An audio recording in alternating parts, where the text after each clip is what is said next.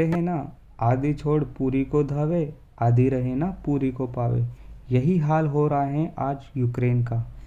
आज पूरी दुनिया में केवल एक ही चर्चा है कि क्या रूस यूक्रेन युद्ध की शुरुआत तृतीय विश्व युद्ध की आहट है।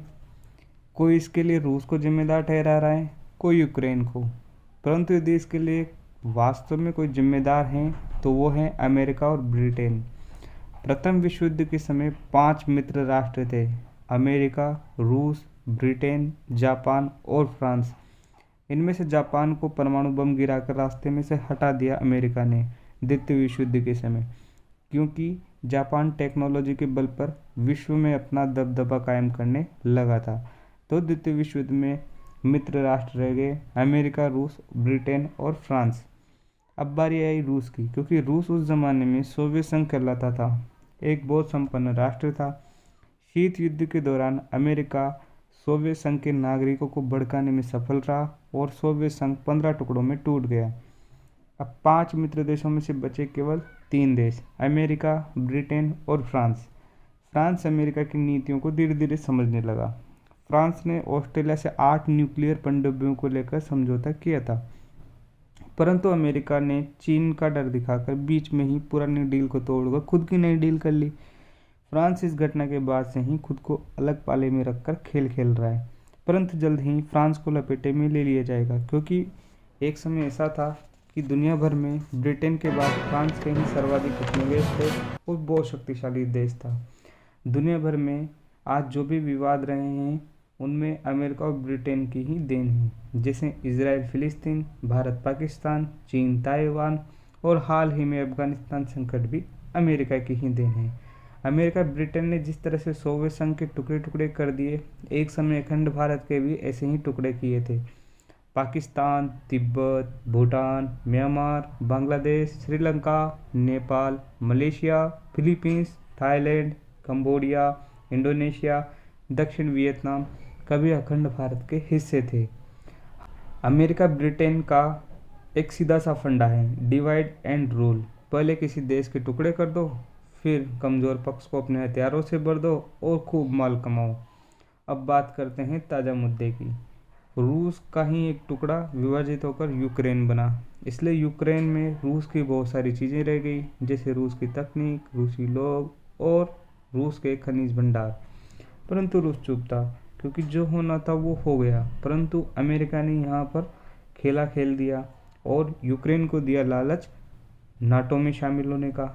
नाटो मतलब अमेरिका ने 30 देशों के साथ मिलकर ऐसा संगठन तैयार किया है जो उसके इशारे पर काम करते हैं। यूक्रेन आ गया लालच में और जाने लगा नाटो में शामिल होने। रूस ये बात स्वीकार नहीं कर पाया, क्योंकि रूस नहीं चाहता था कि अमेरिका उसकी सीमा पर आके खड़ा हो जाए और उसकी चीज़ों पर अधिकार कर ले। इतिहास गवाह है कि अमेरिका ने कभी किसी युद्ध में सीधे तौर पर भाग नहीं लिया, जब तक कि उसकी खुद की भूमि पर हमला ना हो। वो केवल हथियारों का व्यापार करता है और कुछ नहीं। जल्द ही देखने को मिलेगा चीन ताइवान पर हमला करेगा, अमेरिका ताइवान को चीन का डर दिखाकर अपने हथियार बेचेगा, जो कि बेच भी रहा है, परंतु सुरक्षा के लिए आगे शायद ही आए। अमेरिका और ब्रिटेन खुद को दिखाते ऐसे हैं कि विश्व शांति का ठेका इन्होंने ले रखा है, परंतु वास्तविकता में युद्ध के बिना ये लोग रह ही नहीं सकते, क्योंकि तभी तो इनके हथियार बिकेंगे। भारत को रूस यूक्रेन विवाद में अपनी टांग नहीं अड़ानी चाहिए, क्योंकि यूक्रेन एक ऐसा देश है जिसने पाकिस्तान के लिए हथियार सप्लाई किए थे और भारत के परमाणु कार्यक्रम के ऊपर खूब विरोध में बोला था।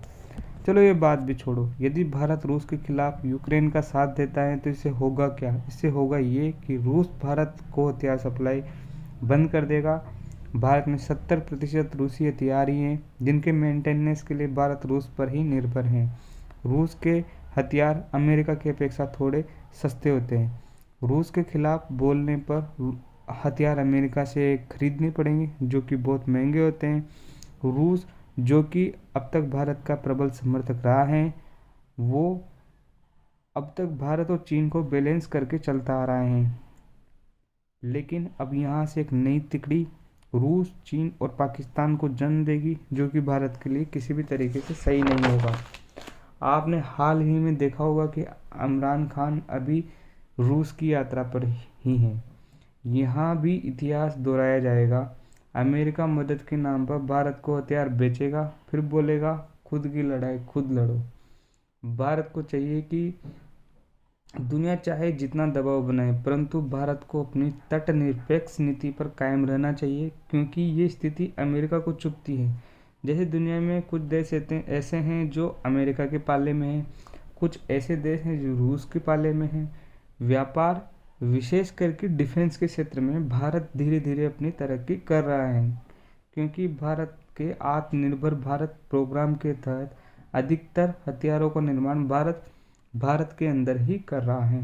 भारत में हथियार खरीदने पर ना तो रूस नाराज होगा, ना ही अमेरिका के सेंसन्स का डर होगा। इसलिए भारत डिफेंस व्यापार के क्षेत्र में तेजी से तरक्की करेगा और धीरे धीरे ग्लोबल लीडर यानी कि विश्व गुरु बनने लगेगा।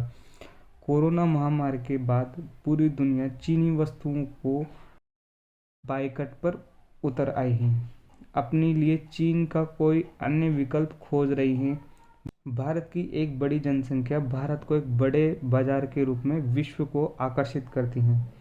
भारत को चाहिए कि बाहर के पछड़े में पड़ने के बजाय अपने ही क्षेत्र के विकास पर ध्यान दे, और बल्कि रूस ने जिस स्मार्ट तरीके से अपना काम साधा है, ठीक उसी तरीके से बलूचिस्तान को भी स्वतंत्र राष्ट्र घोषित कर देना चाहिए। और जिस तरीके से कभी बांग्लादेश को स्वतंत्र कराया था, ठीक उसी तरीके से बलूचिस्तान को भी स्वतंत्र करवा देना चाहिए।